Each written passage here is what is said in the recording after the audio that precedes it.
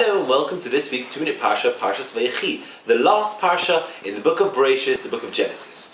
Last week's Parshas Vayigash, we ended after Israel came down to Egypt. We ended with the story of Yosef's rule over Egypt.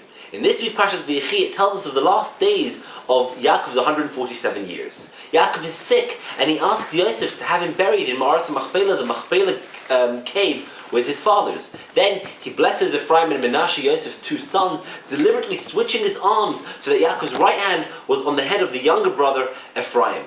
And then he accepts them as though they are his own children.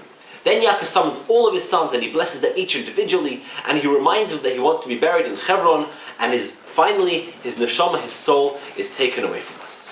The mourning of his descendants and of all of Egypt is great, and the Pari gives permission and sends a huge procession down to Israel to bury him.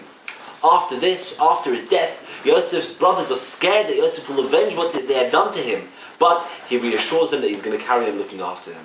The Parsha ends as Yosef asks his brothers to take his body up to Israel, and he finally passes at 110 years old. In summary, in this week's Parsha, we have Yaakov's blessings and acceptance of Ephraim and Menashe as his own two sons. Then Yaakov blesses all of his sons. Then Yaakov passes away. Then Yaakov is buried in Ma'aras Machpelah with his fathers. Yosef reaffirms his commitment to look after his brothers. And in the end, Yosef passes away. See you next week for the beginning of the book of Exodus. Shabbos. Good Shabbos.